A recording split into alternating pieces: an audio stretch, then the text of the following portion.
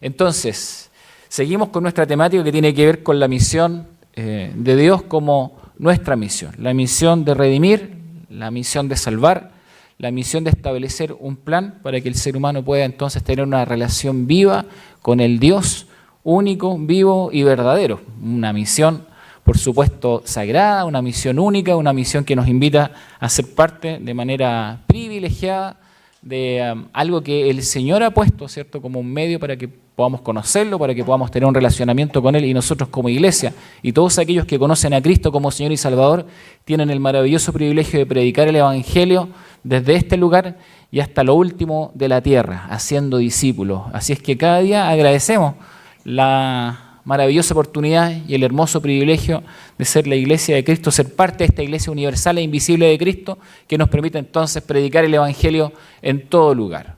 Hemos tratado entonces esta temática en el marco de servir en la misión de Dios, siendo nosotros súbditos del reino de Dios. Y ahí vamos, agregamos la última, la misión y la lucha espiritual. ¿Bien? ¿Y por qué tocar este tema en particular en estos días? Bueno, lo primero que uno tiene que preguntarse es, ¿existe realmente una lucha espiritual en un mundo que es visto por la gran mayoría de las personas desde la perspectiva meramente biológica o meramente material? ¿Existe una lucha espiritual? ¿Es que hay algo que trascienda lo material, algo que realmente afecte la vida del ser humano más allá de las cosas que vemos? ¿Hay una lucha espiritual? ¿Existe ese componente en las situaciones emocionales de las personas? ¿Existe ese componente, por ejemplo, en las adicciones de las personas? ¿Existe ese componente en la maldad o en la ira o en tantas situaciones que afectan la vida de las personas? ¿Es solamente una cuestión de carácter, de temperamento, o a veces tiene otros orígenes?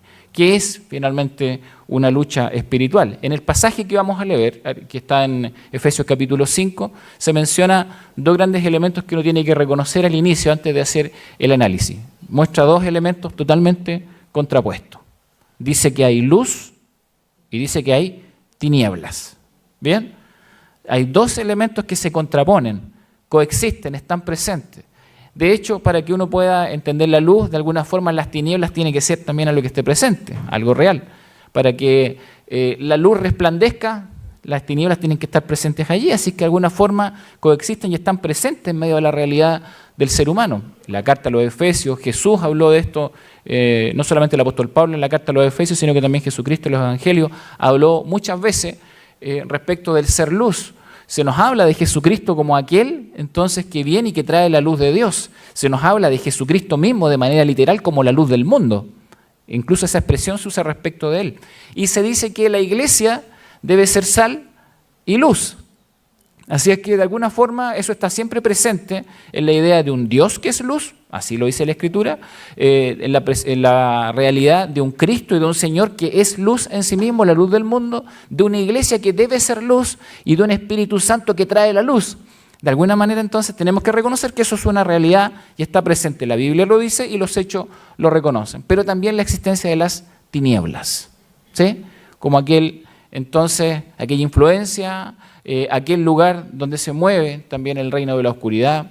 En la carta a los Efesios también va a decir que no tenemos solamente lucha contra carne y sangre, sino contra principados, ¿cierto?, huestes de maldad en las regiones celestes. Usa una expresión que significa que tenemos que estar atentos porque nuestra lucha no es meramente humana, no es meramente carnal. Hay otros elementos que están presentes allí. Bien, entonces, ¿hay una lucha espiritual? Sí, la Biblia lo reconoce y lo reconoce a través de la historia, ¿ya? A través de la historia ha estado presente y a través de la historia el ser humano ha tenido que tomar decisiones, porque la palabra del Señor también claramente dice de que uno está en un lado o está en el otro. No está esta idea en la Biblia de que parece que uno puede tener un pie aquí y el otro pie allá.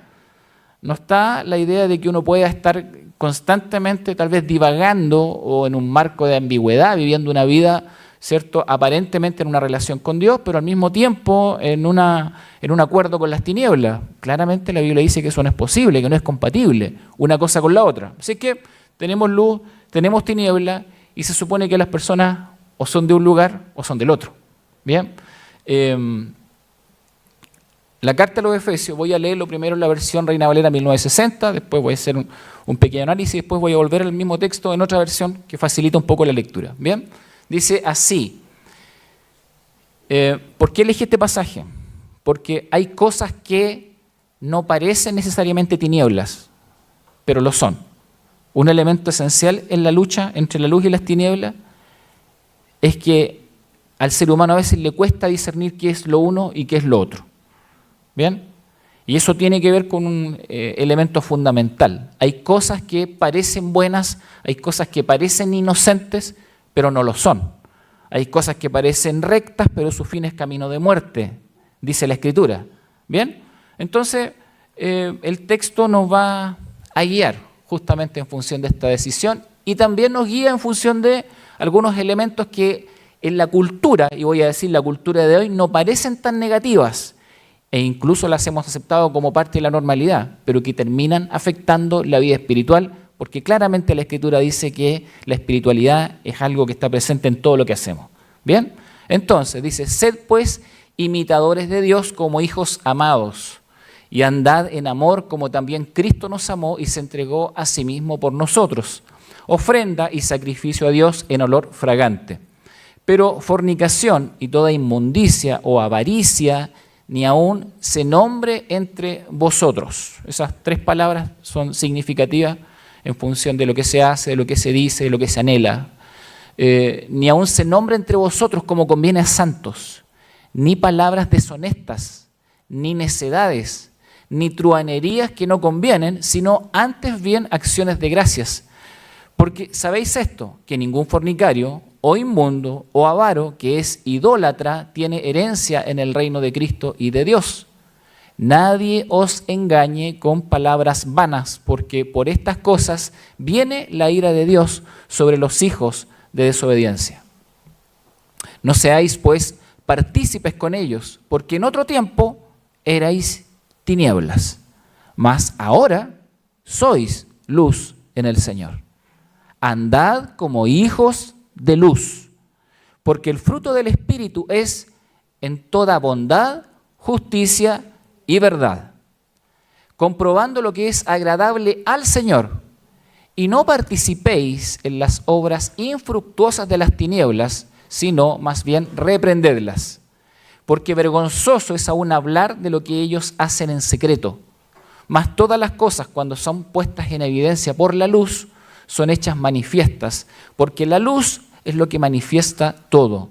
Por lo cual dice, despiértate tú que duermes, y levántate de los muertos, y te alumbrará Cristo.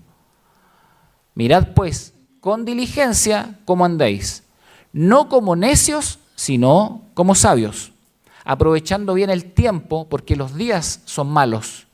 Por tanto, no seáis insensatos, sino entendidos de cuál sea la voluntad del Señor. No os embriaguéis con vino, en lo cual hay disolución.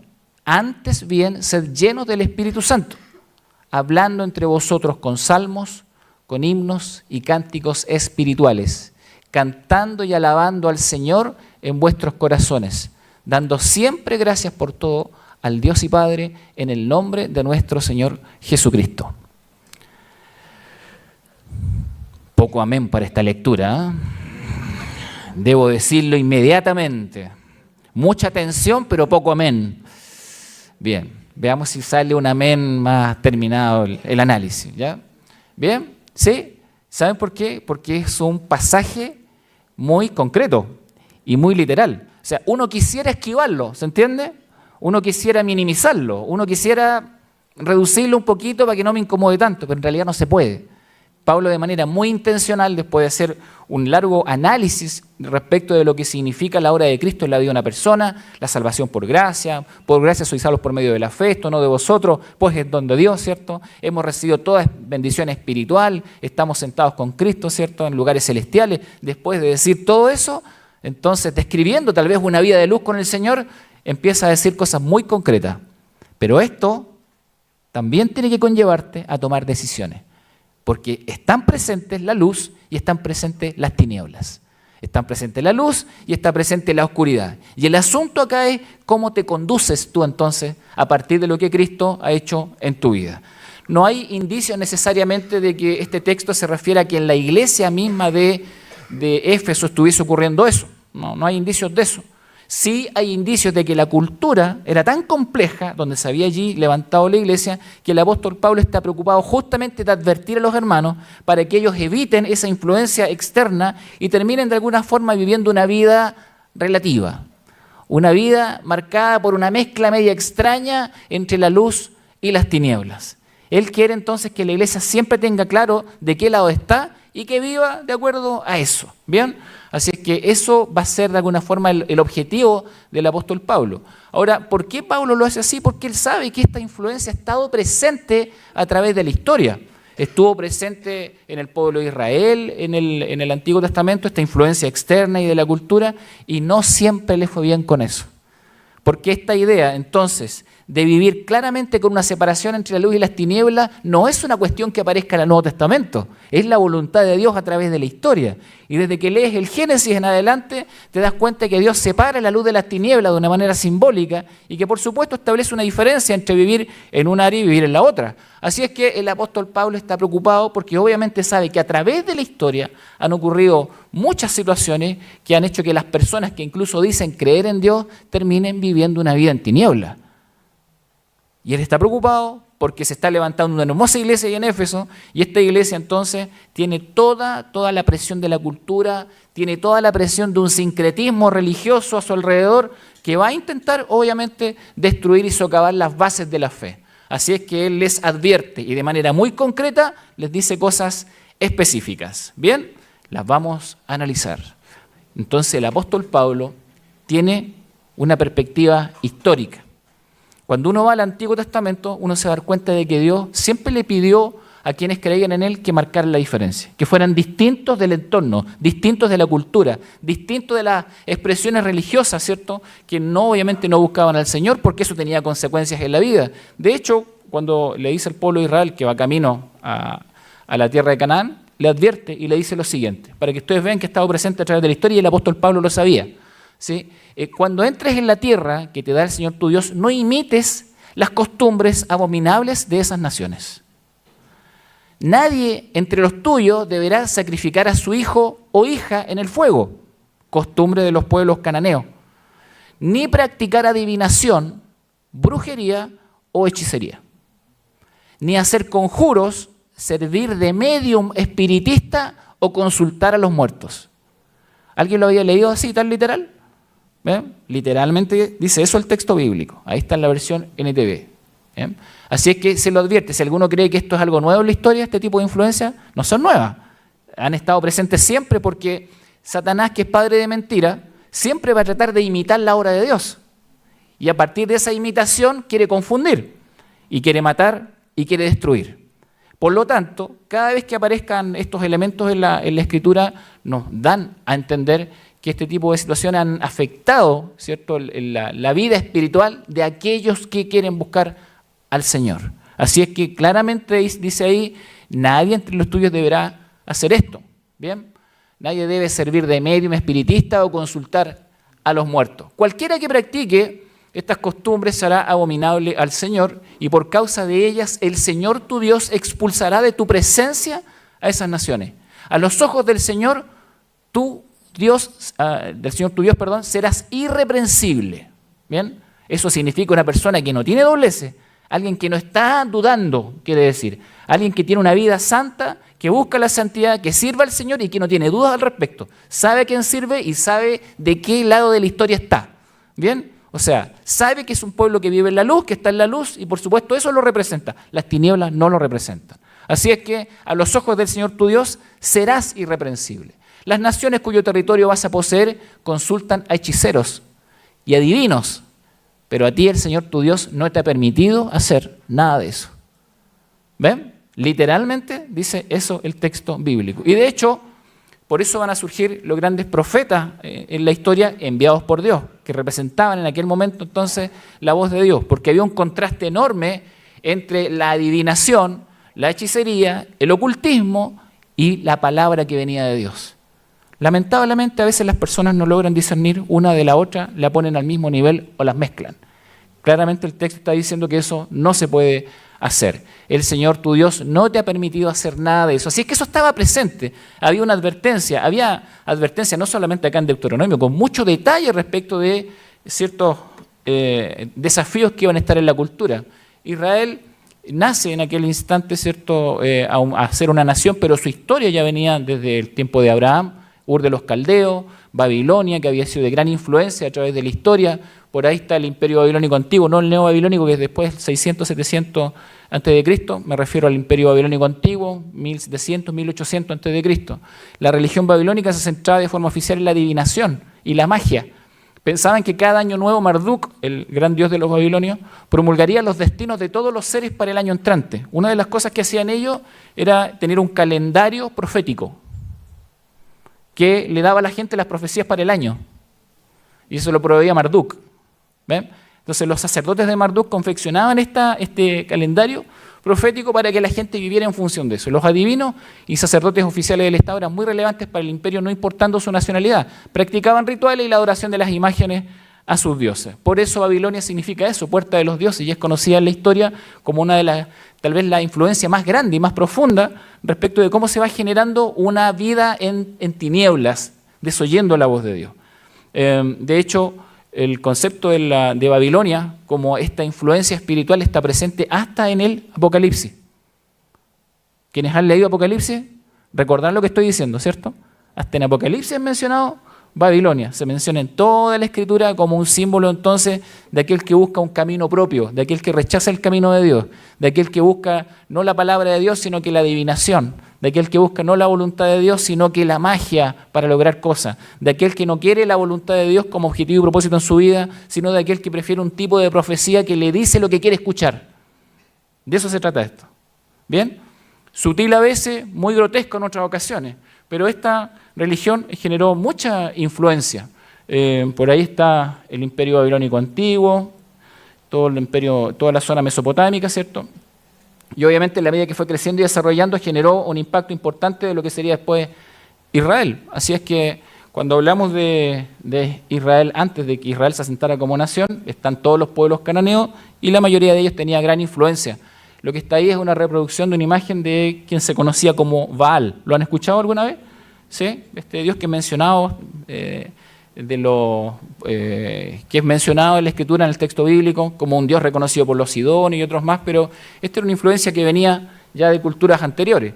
La religión cananea que se desarrolla entonces en el entorno donde se va a asentar Israel ya es reconocida como una de las más sanguinarias de la historia. De hecho, se producían, como les he contado en otras oportunidades, sacrificio de niños, era lo más normal. Y una cosa que Dios le dice al pueblo de Israel: ustedes no pueden participar de este tipo de cosas, no pueden participar del sacrificio de niños, ¿no? Entonces, era una religión que tenía este origen y que tenía este tipo de influencia.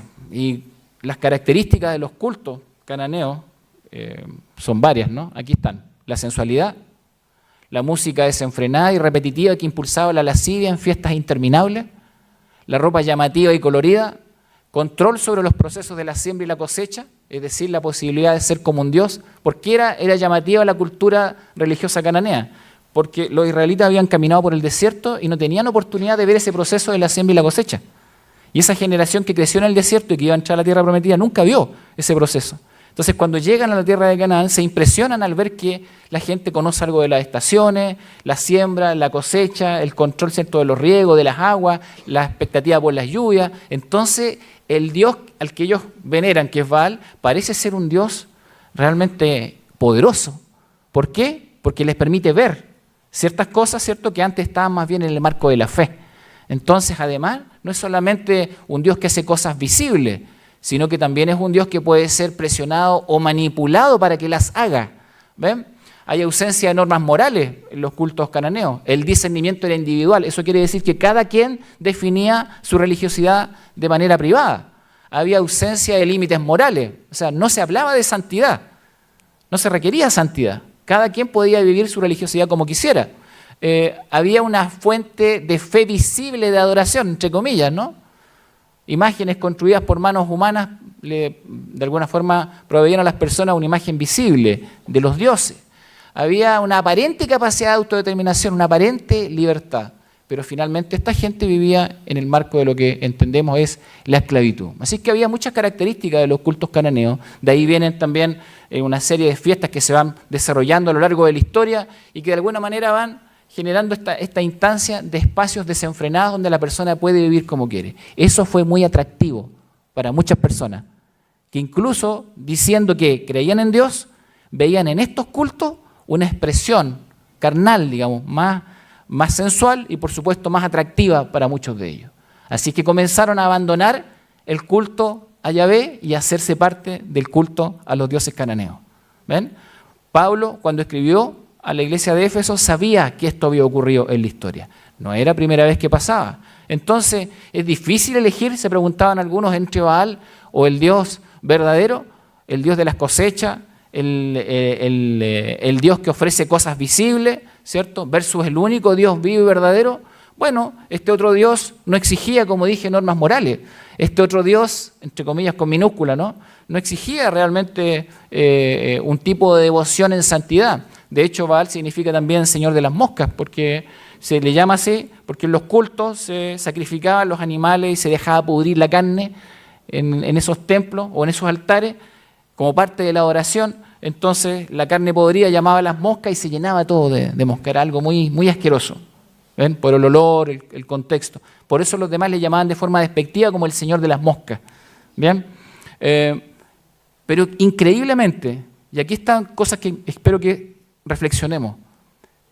Un Dios que me ofrece vida, que me ofrece luz, que ofrece bendición, que ofrece verdad, que pone normas, que me pone límites, que me guía, que me lleva hacia un propósito, comienza a ser comparado con este Dios, que simplemente invita a toda expresión carnal. ¿Cómo es posible que compita el uno con el otro? ¿Es tan fuerte entonces la presión que una persona puede sentir por la carne? ¿Es tan fuerte entonces la tentación o la debilidad que incluso lleve a algunas personas a cuestionar su relación con Dios? ¿Que lo lleve incluso a pensar que el culto a Dios no es algo tan significativo y que hay otras formas de expresión religiosa? Parece que a algunos les pasó. Parece que a algunos les pudo más la carne. Y entonces esta lucha espiritual que estaba allí presente comenzó a hacerse real. Si usted no me cree, advertencia que Dios le había dado al pueblo en Deuteronomio, miren ustedes el caso de Salomón en Primera de Reyes. Él estaba en esa duda. ¿A quién sirvo? ¿Cómo sirvo? ¿Soy de la luz o soy de las tinieblas? ¿Sí? Ahora bien, el rey Salomón amó a muchas mujeres extranjeras, cosa que claramente el texto bíblico ha dicho que no hiciera, porque si no, iban a inclinar su corazón. Dios se lo dice. Dios se lo dice literalmente, le dice, no hagas esto porque van a inclinar tu corazón, porque eres débil. Ahora, estamos delante de lo que entendemos es una de las personas más sabias de la historia. Si ustedes miran el perfil de Salomón, Salomón es reconocido como un hombre sabio. Entonces, ¿es posible que un hombre con tanta sabiduría, y esto es un caso extremo, porque una persona que ha sido dotada por Dios de sabiduría para que tenga discernimiento y tome buenas decisiones, finalmente eche por tierra toda la espiritualidad y toda su capacidad racional y termine viviendo en la carne?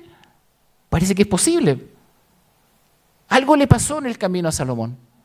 Y toda la inteligencia y toda la sabiduría y todo el discernimiento que Dios le había dado comienza a ser desechado. Porque cuando uno deja a Dios, cuando uno abandona a Dios, ahí está entonces el principio de todos los males. Ahora bien, el rey Salomón amó a muchas mujeres extranjeras. Además de la hija del faraón, se casó con mujeres de Moab, de Amón, de Edom, de Sidón y de los hititas. Cada una de ellas tenía cultos religiosos a los dioses cananeos, como ya les mencioné. El Señor había instruido claramente a los israelitas cuando les dijo, no se casen con ellas porque les desviarán el corazón hacia sus dioses. Sin embargo, Salomón se empecinó en amarlas. En total, tuvo 700 esposas de cuna real y 300 concubinas. Esto es como decir, o sea, bueno, podrá desobedecer, ¿no? Pero esto es ya la exacerbación de la desobediencia. O sea, ¿se dan cuenta, no? Y a veces pienso yo que el mal no comienza con 700 desobediencias, voy a decir así. El mal comenzó con una desobediencia, que tal vez en un principio no parecía tan compleja, pero derivó en esto. Yo no sé si Salomón pretendía esto cuando tomó la primera decisión, pero así terminó, dice la historia. ¿Bien? Entonces, en efecto, dice, ellas apartaron su corazón del Señor. Cuando Salomón ya era anciano, ellas le desviaron el corazón para que rindiera culto a otros dioses en lugar de ser totalmente fiel al Señor su Dios, como lo había sido David su padre. Salomón rindió culto a Astoret, la diosa de los sidonios, y a Moloc, el detestable dios de los amonitas, al que se le sacrificaban los niños. De ese modo, Salomón hizo lo malo ante los ojos del Señor. Se negó a seguir al Señor en forma total y absoluta, como lo había hecho David su padre. Se negó. Eso significa que toda la capacidad racional, la inteligencia y la sabiduría que Dios le dio, le sirvió a Salomón para muchas cosas, pero también le sirvió para tomar la decisión consciente de negar su seguimiento al Señor. Lo negó. ¿Cómo terminó la vida de Salomón? Este hombre tan sabio, saben que termina así, de hecho. En 1 Reyes 11, termina una persona haciendo lo malo. ¿Ven? Entonces, puede que si yo no cuido mi vida y menosprecie la lucha espiritual, termine haciendo cosas que pensé que no iba a hacer. Parece que sí. El caso de Salomón. El caso de Acab. Acab, hijo de Omri, rey de Israel también. Comenzó a gobernar Israel en el año 38 del reinado de Asa, rey de Judá, y reinó en Samaria 22 años. Sin embargo, Acab, hijo de Omri, hizo lo malo ante los ojos del Señor, peor aún que todos los reyes anteriores. Él es posterior a Salomón. Y como si fuera poco, dice, haber seguido el ejemplo pecaminoso de Jeroboam, otro rey, se casó con Jezabel, hija del rey Etbaal de los Sidonios, y comenzó a inclinarse y a rendir culto a Baal, al señor de las moscas, al asqueroso señor de las moscas. Y el hombre que amaba a Dios, que buscaba a Dios y que creía en Dios, al menos así lo decía, termina rindiéndole culto al señor de las moscas. ¿Puede que una persona termine entonces brindando su vida a las cosas más bajas del pecado? Parece que sí. ¿Hay lucha o no hay lucha? La hay. Entonces, primero construyó un templo y un altar para Baal en Samaria. Luego levantó un poste dedicado a la diosa Acera. Se levantaban, esa era la diosa Acera, tenía ciertas señales que eran postes donde estaban los templos, donde se le daba adoración. Acab hizo más para provocar el enojo del Señor, Dios de Israel, que cualquier otro de los reyes anteriores de Israel. Intencionalmente hizo lo malo y se casó con Jezabel. Ustedes saben que Jezabel fue la que persiguió a los profetas de Dios y los mató. Fue una asesina de profetas. Y él estuvo de acuerdo, porque así se acallaba la voz de Dios. Porque cuando la voz de Dios comienza a molestar en la conciencia, entonces tengo que tomar una decisión. Puedo decir no creo en Dios, puedo decir rechazo a Dios. Y algunos prefieren, entre comillas, matar a Dios para que no me hable, para que no me diga, para que no me complique. Entonces, Jezabel, esposa de Acab, decidió matar a los profetas y mató una gran cantidad de profetas de Dios, porque no quería escuchar la voz de Dios en su conciencia. El caso del pueblo en los tiempos de Jeremías, un poco más adelante. ¿Acaso este ejemplo terrible ayudó a que cambiara de alguna forma y el pueblo se sensibilizara? Bueno, no siempre fue así. Algunos sí lo hicieron y algunos sí buscaron del Señor. Pero miren esto que Dios le dice a Jeremías. ¿De verdad piensan, y se refiere al pueblo, que pueden robar, matar, cometer adulterio, mentir y quemar incienso a Baal y a los otros nuevos dioses que tienen, y luego venir y presentarse delante de mí en mi templo? ¿Estamos a salvo solo para irse a cometer nuevamente todas las mismas maldades? Esa pregunta de parte de Dios es tremendamente significativa. Porque Dios le está diciendo a Jeremías, mira hasta dónde ha llegado la necedad de la gente. Hacen todas las cosas mal, cometen todos los pecados que se les ocurren y después se vienen al templo, al culto, a la reunión. Se vienen al templo y dicen estamos a salvo, creemos en Dios. ¿Se dan cuenta? Y después salen del templo y se van a cometer las mismas maldades otra vez. ¿Será que eso puede pasar hoy? Miren lo que dice ese texto. Y Dios le dice, ¿no reconocen ustedes mismos que este templo que lleva mi nombre se ha convertido en una cueva de ladrones? ¿Se acuerdan quién más dijo eso después? ¿Sí? Dios se lo dice a Jeremías. Este templo, dice, se ha convertido en una cueva de ladrones. Claro, ladrones de la bondad de Dios, de la misericordia del Señor. Les aseguro que veo todo el mal que ocurre allí. Esto es impresionante, porque Dios está diciendo, si ustedes creen que están pasando acá camuflados, tal vez para el resto sí, para las personas religiosas tal vez, pero yo, dice el Señor, yo veo todo el mal. ¿Ven? Veo todo el mal, conozco sus vidas.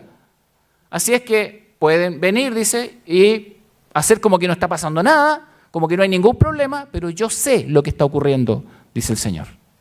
Yo, el Señor, he hablado. Y entonces le dice a Jeremías lo siguiente. Esto es más fuerte todavía, porque dice, Jeremías, no ores más por este pueblo. Si alguno cree que Dios no le pone límite a las cosas, está equivocado. Dios tiene paciencia, evidentemente la Escritura dice eso, y tiene misericordia. Pero si usted cree que Dios no va a juzgar y no va a poner límites en algún instante, Dios es Dios. Dios es Dios. Y no puede ser deshonrado sin que existan consecuencias. Que Él tenga paciencia a veces mal interpretado por las personas. Algunos no consideran que la tardanza del Señor no es tardanza, sino misericordia, dice la palabra del Señor. ¿Sí? Bien. Así es que le dice a Jeremías, no llores ni ores por ellos y no me supliques que los ayudes porque no te escucharé. Pobre Jeremías, ¿no? Puesto ahí en medio, tratando de llevar a este pueblo que busca al Señor, y tiene entonces un pueblo tosudo, necio, que miente, que está allí entonces delante de la presencia del Señor diciendo una cosa, pero después lo privado hace otras. Así es que le dice, no me supliques que los ayude porque no te escucharé. ¿Acaso no ves lo que están haciendo en las ciudades de Judá y en las calles de Jerusalén? Con razón estoy tan enojado, dice el Señor. Mira cómo los hijos juntan leña y los padres preparan el fuego para el sacrificio. Observa cómo las mujeres preparan la masa para hacer pasteles y ofrecérselos a la reina del cielo, que era Astoret, ¿cierto? Que era adorada por ellos. Y derraman ofrendas líquidas a sus otros dioses, ídolos. ¿Soy yo al que perjudican? Pregunta el Señor. ¿Creen que me están causando un mal a mí, dice el Señor? Más que nada se perjudican a sí mismos para su propia vergüenza. ¿Ven? No es un mal al Señor, es un mal a uno mismo, está diciendo. Bueno, Pablo sabía todo esto. Sabía que la indecisión, la ambigüedad, la falta entonces de solidez en nuestra vida espiritual, ese constante jugueteo, ¿cierto?, entre lo bueno y lo malo, había estado presente a través de la historia y él no quería que la iglesia de Éfeso viviera exactamente aquello. Y sabía que las personas cuando reciben la presión de la sociedad o simplemente cuando se dejan llevar, como dice el texto, por sus propios deseos, terminan haciendo cosas que están totalmente en contra de la voluntad de Dios. ¿Qué sucedió? Bueno, había una suavización del mal. A todos les pasó. Se suavizó el mal. Lo malo nunca es tan malo al principio. Si es totalmente malo, uno tiende a rechazarlo. Pero el mal nunca entra así en la vida. ¿Ven? Entra entonces con pequeños detalles, con pequeñas decisiones, en pequeños momentos, en algunas circunstancias que a uno incluso le pueden parecer irrelevantes. Lo nunca es tan malo al principio y por eso hay que estar muy atentos. Y por eso la lucha espiritual requiere discernimiento. No es solamente el mal que está ocurriendo en ese instante, sino lo que esa decisión puede provocar en el futuro. El discernimiento espiritual, la persona que está atenta a la lucha espiritual, anticipa el escenario futuro. Mira entonces el futuro y se da cuenta que lo que está decidiendo hoy puede tener consecuencias. Anticipa esas consecuencias y cambia su actitud hoy. Cambia su actitud hoy y escucha la palabra del Señor. ¿Qué les pasó? ¿Sí? Él se había suavizado el concepto del mal. Había falta de conciencia respecto de la lucha espiritual. ¿Ven? Ya había dejado de ser algo tan relevante. Hay caminos que parecen rectos, pero su fin es camino de muerte. El Señor se los había advertido. Sin embargo, la conciencia se cauterizó. ¿Sí? Se cegaron, se cerraron. No empezaron con la conciencia cauterizada. Eso es un proceso. A partir de estas pequeñas decisiones, hay entonces una pérdida del discernimiento. ¿Qué está bien y qué está mal? Y de pronto, lo bueno y lo malo está todo mezclado. Y de pronto, la luz y las tinieblas son uno solo. ¿Cómo entonces se puede vivir? Pérdida del discernimiento. Primero, consecuencia, alejamiento temporal de los caminos del Señor. Sí, algunos van, salen, buscan otros caminos, el Señor los llama, se arrepienten, vuelven a Él. Pero a veces hay alejamiento permanente de los caminos del Señor, que es la última y peor consecuencia. Alguien que termina entonces totalmente apartado de los caminos del Señor. Y eso es lo que uno ve en esta secuencia bíblica. Pablo lo sabe. Pablo lo sabe. Él es parte de esta historia. Y cuando llega al contexto de Éfeso, para que ustedes vean que hay cosas muy similares y muy parecidas, dos de los cultos tal vez más relevantes en Corinto, en Éfeso también, con el culto a Diana de los Efesios, eran, por ejemplo, esto, la influencia de la cultura, que son mencionados dentro del texto de Pablo de forma indirecta. El sexo, por ejemplo, y la prostitución sagrada estaban relacionadas con el culto a divinidades de origen oriental, como les mencioné. La influencia del mundo griego en el tiempo de Pablo venía ya de los tiempos cananeos, de los tiempos, ¿cierto?, de Babilonia, estaba presente allí, seguía estando en la cultura, a veces con diferentes nombres, con diferentes costumbres, pero siempre presente en la cultura. Eso nunca estuvo ausente y nunca va a estar ausente. Estas influencias siempre van a estar allí presentes para tratar de engañar a las personas. En la Grecia antigua, Afrodita era la diosa relacionada con el amor, la belleza, el sexo y la lujuria. Dionisio representaba el desenfreno, el dios del vino, ¿cierto? Representaba el desenfreno, la pérdida de la sobriedad, la evasión de la realidad y la verdad. La gente bebía alcohol para evadirse de la realidad, para no enfrentar la verdad, para no enfrentar sus conflictos. Y de ahí viene entonces el concepto. Y por tanto, la negación de la responsabilidad personal frente al discernimiento entre lo bueno y lo malo. ¿Ven? Entonces, la influencia de Dionisio, en este sentido filosófico religioso, tenía que ver también entonces con permitir que las personas, por medio de la disolución del alcohol, entonces viviera con una negación de la responsabilidad personal frente a lo que es bueno y frente a lo que es malo. Por eso en muchas partes la palabra dice sed sobrios, y se refiere literalmente a eso. Sed sobrios, ¿bien? Entonces, estaba esta influencia, estaba la influencia histórica, y Pablo le tiene que hablar a esta iglesia, y le tiene que advertir entonces que hay tantas situaciones que los van a afectar, que los van a atacar, y que ellos tienen que tomar una decisión respecto de qué lado están en la historia. ¿De dónde somos?, dice el apóstol Pablo. ¿Somos de la luz o somos de las tinieblas? ¿Vamos a aceptar entonces estos pequeños caminos, estas pequeñas puertas que se van abriendo? Aquí está la otra versión. Por lo tanto, imiten a Dios en todo lo que hagan, porque ustedes son sus hijos queridos. Vivan una vida llena de amor, siguiendo el ejemplo de Cristo. Él nos amó y se ofreció a sí mismo como sacrificio por nosotros, como aroma agradable a Dios. Que no haya ninguna inmoralidad sexual, impureza ni avaricia entre ustedes. Tales pecados no tienen lugar en el pueblo de Dios. Los cuentos obscenos, porque realmente el texto bíblico quiere decir palabras de doble sentido. Palabras grosería.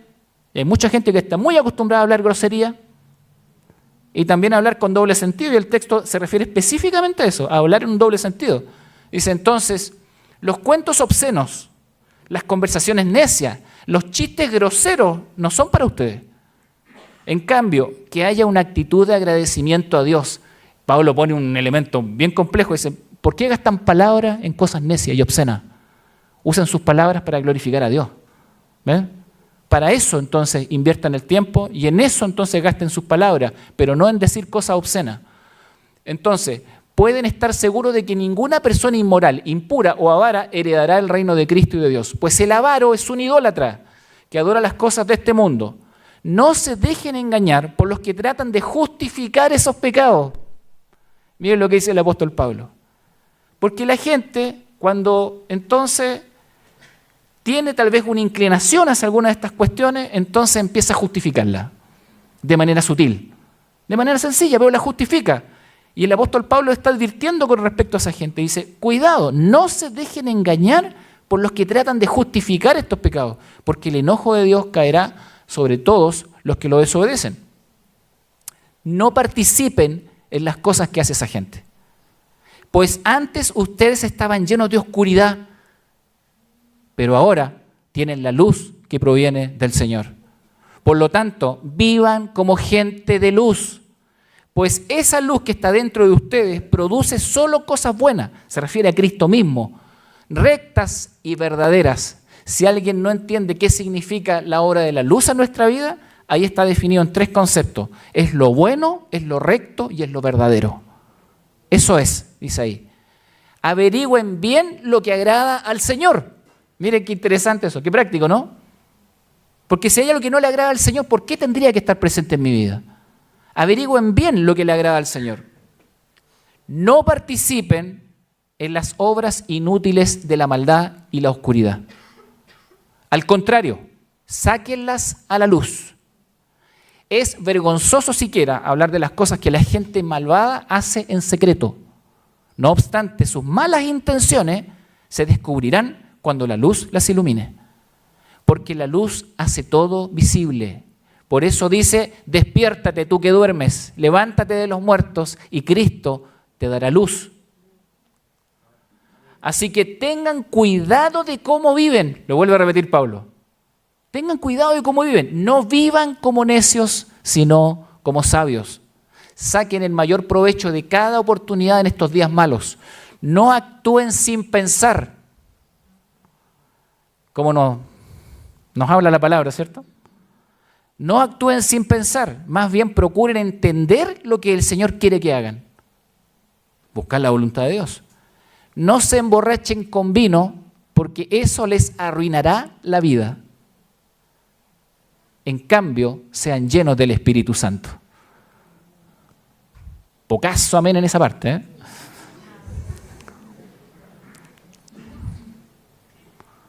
El contraste de Pablo es enorme. Él está haciendo mención a eso por la influencia que les comenté, sobre todo en la cultura greco-romana, con Dionisio, que ofrecía todo esto. ¿Sí? No se emborrachen con vino porque eso les arruinará la vida. Si alguien no lo cree, puedo decirle que es absoluta verdad lo que ahí dice.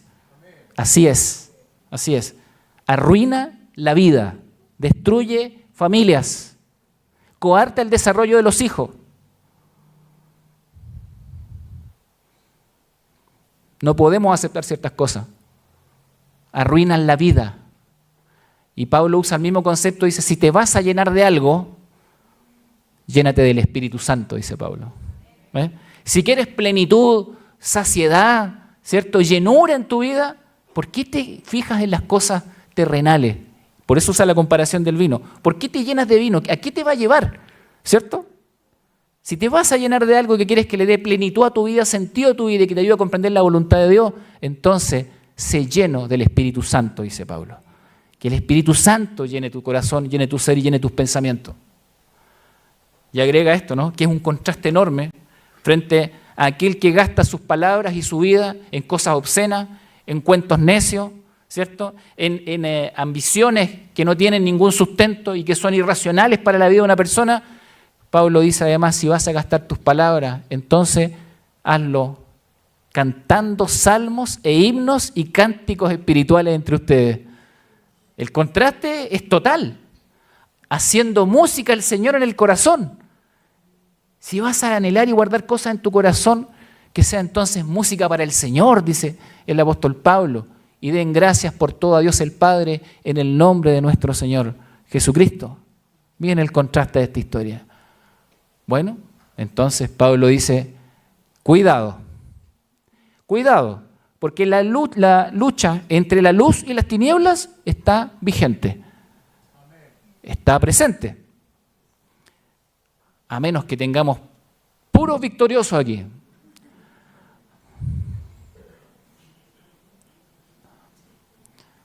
¿Hay puros victoriosos respecto a alguna de las cosas que se mencionaron acá en el pasaje? ¿Hay gente que está luchando? Tal vez eso representa un poco más la realidad. Entonces, las palabras de Pablo son buenas para nosotros también. Cuidado, dice él. Cuidado. Cuidado con cómo se vive. Cuidado con lo que se dice. Cuidado con lo que se anhela. A veces los anhelos, y por eso el tema de la avaricia, no es solamente de cosas materiales. Hay otras cuestiones detrás de eso. ¿Qué es lo que queremos con nuestra vida? ¿Hacia dónde están los propósitos de nuestra vida? Cuidado con lo que se anhela, porque un mal anhelo puede destruir tu vida, porque te hace proyectarte entonces en función de una meta que tal vez no es lo que Dios quiere para ti. Y puedes perder tu vida en cosas que no convienen. Cuidado con la imagen que se construye.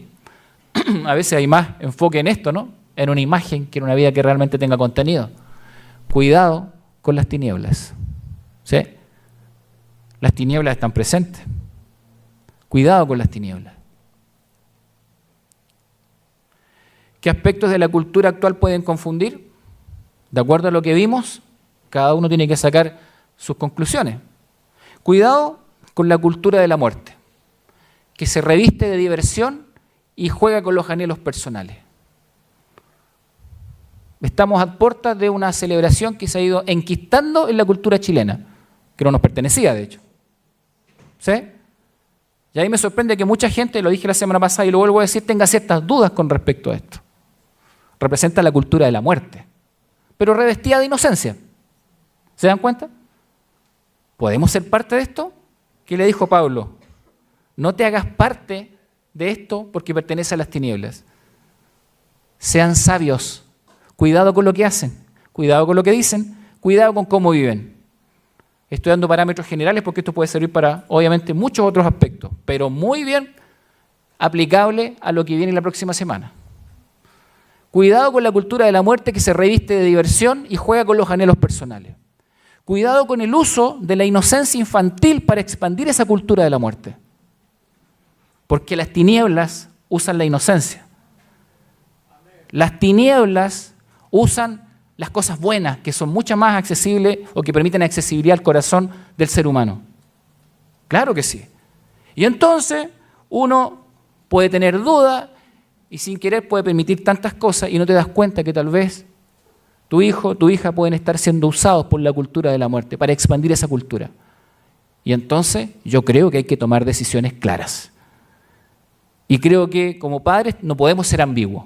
Tenemos que tomar decisiones. Cuidado con pensar que abrir la puerta solo un poco no provocará consecuencias negativas. Es un poco nomás. Es ahora. Es esta situación, nada más. Los grandes males de la historia comenzaron con una puerta que se entreabrió solamente un poco. Cuidado con hacernos parte sutilmente de las obras infructuosas de las tinieblas y no de la luz. Cuidado con eso. ¿Hay cosas entonces en la cultura actual que pueden confundir nuestra relación con Dios? ¿Está presente la lucha entre la luz y las tinieblas? Está presente hoy. Esta semana muchos van a tener que tomar decisiones. El fin de semana que sigue muchos van a tener que tomar decisiones. ¿Me hago parte? ¿Dejo que mis hijos se hagan parte de? No solamente eso, sino son muchas otras cosas. Mi propia vida, entonces, en medio de este proceso. ¿Estoy yo mismo claro con lo que significa vivir en la luz y no en las tinieblas? ¿Le estoy dando lugar a otras cosas en mi vida? Cuidado, dice la Escritura. Cuidado. Cuando el mal se reviste de inocencia o cuando la luz se confunde con las tinieblas. Los nombres, debería decir ahí, los nombres del mal pueden ser muy sutiles. Es solo una expresión cultural. Es una fiesta inocente. Es solo algo entre amigos. Frases que están presentes y que a veces diluyen el peso de la situación y de las condiciones que nos corresponde enfrentar, que diluyen el peso del mal. ¿Sí? Es algo simple. Si es algo acá, entre amigos nomás, ¿no? No pasa nada. Se abrió la puerta hoy y el mal puede ser tremendamente grave en el mañana. Eso pasa con nuestras vidas como personas adultas, cuanto más con nuestros niños que están siendo formados hoy en su manera de pensar. porque hoy les estás enseñando cómo decidir respecto de su vida. Y lo que hoy fue simplemente permitir algo pequeño, el día de mañana puede ser entonces para tu hijo una decisión tremendamente fácil de tomar siguiendo las tinieblas y no la luz. Entonces, hoy tenemos que tomar decisiones. En cambio, pensando en todas aquellas cosas negativas, y repito esta parte final del texto, en cambio dice el apóstol Pablo, dejen todo eso, dejen esas cosas que confunden, que son ambiguas, que no les traen nada bueno, que dañan sus vidas. Dejen de lado aquellas cosas que están destruyendo hoy su manera de pensar.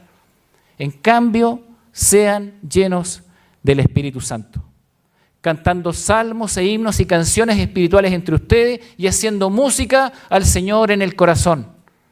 Y den gracias por todo a Dios el Padre en el nombre de nuestro Señor Jesucristo. Queridos hermanos, que el Señor nos guíe, nos fortalezca para vivir en la luz siempre. Que nos ayude a tomar decisiones serias, consistentes, responsables, para que nuestros hijos y nuestras hijas, en el nombre del Señor, no reciban una puerta abierta de parte nuestra para el mal. Si en algún momento alguno de nuestros hijos va a tomar su decisión y va a hacer algo equivocado, eso puede pasar. Hay cosas que no podemos evitar. Pero hay una cosa que sí podemos evitar. Que nosotros seamos participantes de abrir esa puerta hoy. Eso sí lo podemos evitar. Y eso mismo les va a enseñar, los va a formar, los va a educar y les va a dar la oportunidad de saber que a veces hay en la vida que escuchar no. No. Un no difícil emocionalmente hoy puede ser la gran respuesta que tu hijo va a escuchar en sus oídos, en su conciencia, cuando crezca. Pero al mismo tiempo esto tiene que estar acompañado por una vida que dé claras evidencias de qué lado estamos de la historia. La luz y las tinieblas están presentes. La luz en las tinieblas resplandece. La luz de Cristo está en nuestra vida. Cristo es la luz del mundo y nosotros entonces estamos llamados a ser luz siempre. Por lo tanto, ¿es posible vivir una vida donde la luz de Dios sea la marca entonces de nuestra vida e ilumine la cultura actual? Por supuesto que sí, querido hermano. El Espíritu Santo está en nuestra vida. El Señor es bueno, su amor inagotable permanece para siempre y su fidelidad continúa de generación en generación. Seamos fieles hoy, en esta generación, para que la generación que viene también sea fiel al Señor. Que el Señor bendiga a nuestra generación y que el Señor bendiga a las generaciones que vienen. Nuestros hijos, nuestros nietos, que amen vivir en la luz del Señor. Que Dios les bendiga mucho. Vamos a orar delante de la presencia del Señor.